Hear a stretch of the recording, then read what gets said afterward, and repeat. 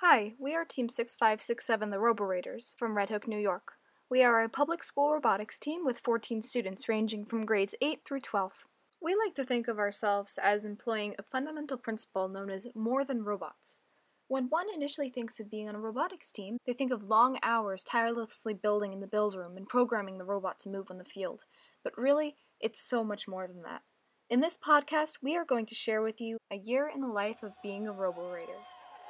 3, 2, 1, go! We're part of FTC, or First Tech Challenge. So FIRST is an acronym, and it stands for Inspiration and Recognition of Science and Technology. And the main goal of FIRST is to inspire STEM in the youth community. STEM is an acronym, and it stands for Science, Technology, Engineering, and Math. FIRST reveals the game in September. Once we get that game, we start brainstorming ideas, coming up with what we're going to pursue. So we brainstorm different ideas, we're drawing them out on whiteboards or on paper. And then we decide on a plan for the robot, and we work on building and developing that using CAD and prototyping. So we first CAD everything before we build it.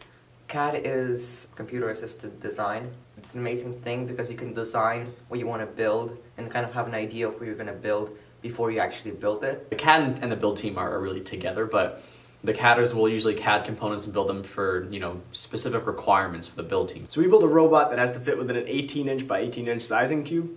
After that, it can extend beyond that. So for our robot, it extends out about 3 feet or so. The task of the robot is to collect a wiffle-sized ball and these yellow cubes. Our robot has an arm on drawer slides that extends 3 feet to grab the yellow and white balls and cubes. In this year's game, these balls and cubes are known as minerals. This mechanism is connected to an arm that raises and deposits the minerals into a 2-foot-high vertical box. This is known as a lander.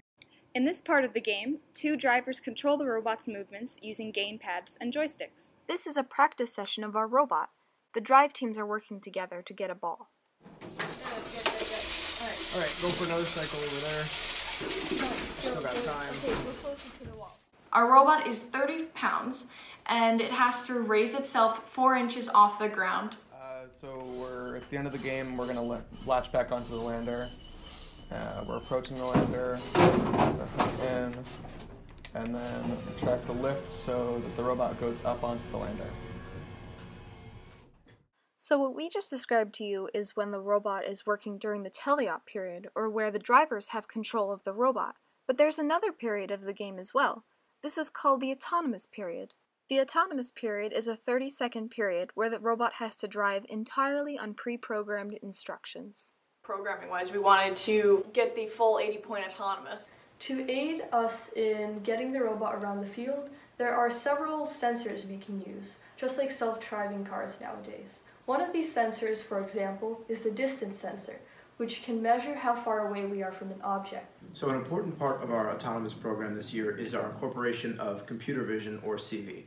The method for computer vision that we use is something called TensorFlow. Basically, TensorFlow targets an object. Now this object could be any 3-dimensional object.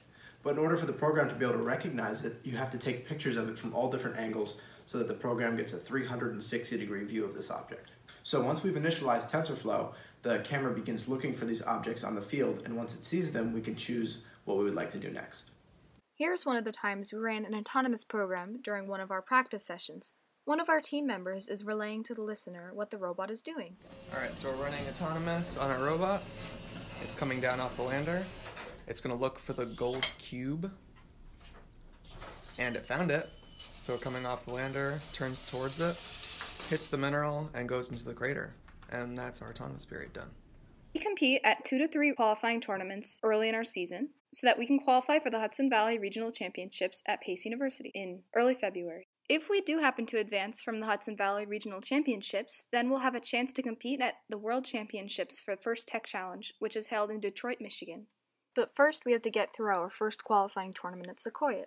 So at Sequoia, which was our first tournament, which was early December, we were not very ready. I'm gonna admit that. We had a lot of struggles. Our robot was not finished completely. We are ready to start in 3, 2, 1, go! So we're starting our 30-second autonomous period.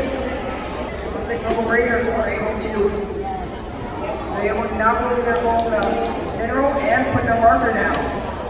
Alright, our 2-minute time control period has now started. So let's see what's scoring. The RoboRaiders able to score 2 silver minerals into the center. One thing that did help us, thankfully though, was having a solid autonomous. With being able to do that, we were able to be picked for alliance selection, and we actually won the entire tournament with our alliance captain.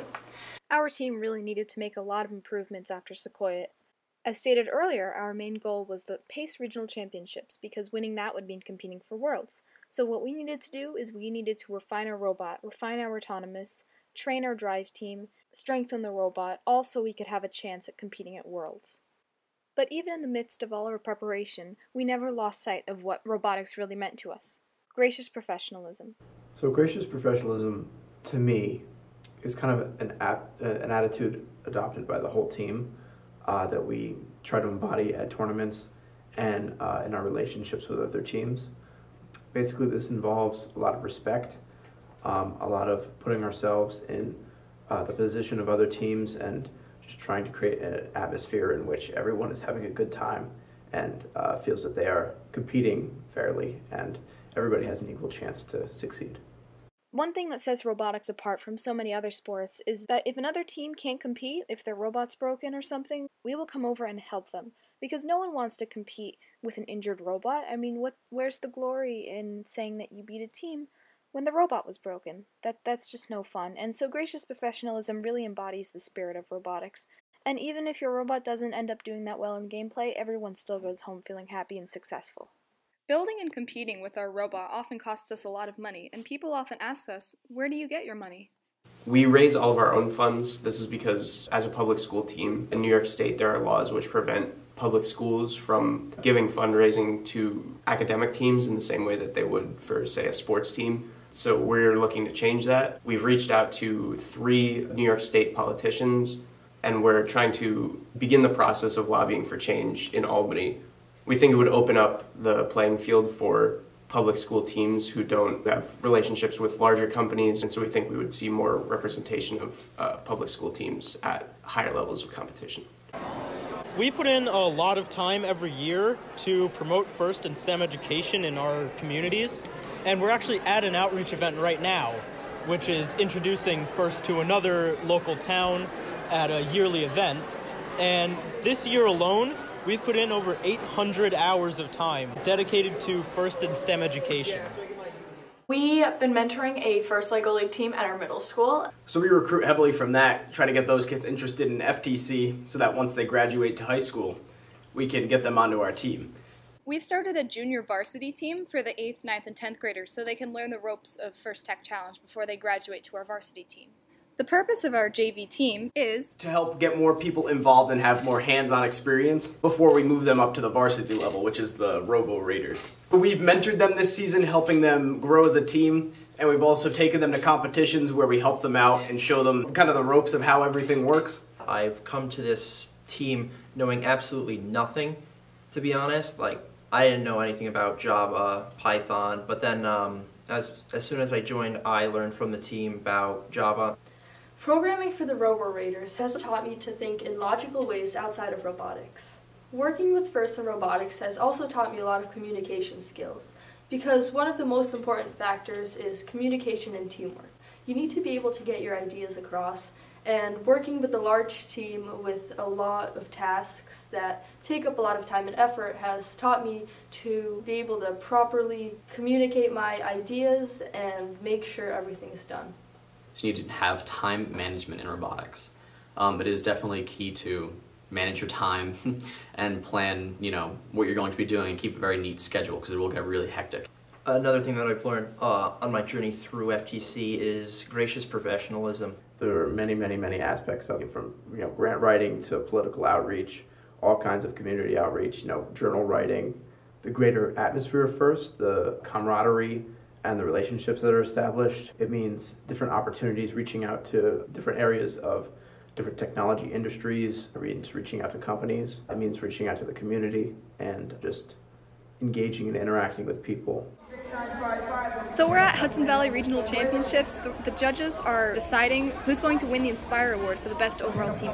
The winner of the Inspire Award goes to Detroit in April.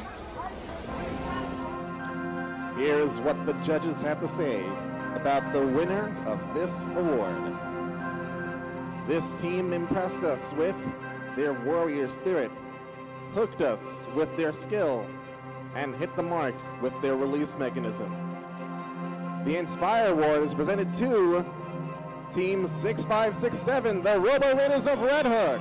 We're going to Worlds! Yeah! We're very fortunate to be able to go to Worlds this year. We went once previously where we advanced through a lottery system, but this time it's really exciting because we've earned it and we've advanced through competition. I'm a little bit worried about the sophistication of other robots' autonomouses. You know, if we're paired with a really good team and their autonomous is just so good that we don't have a chance to show what we've been working on. Our robot hasn't really been tested for that level of competition.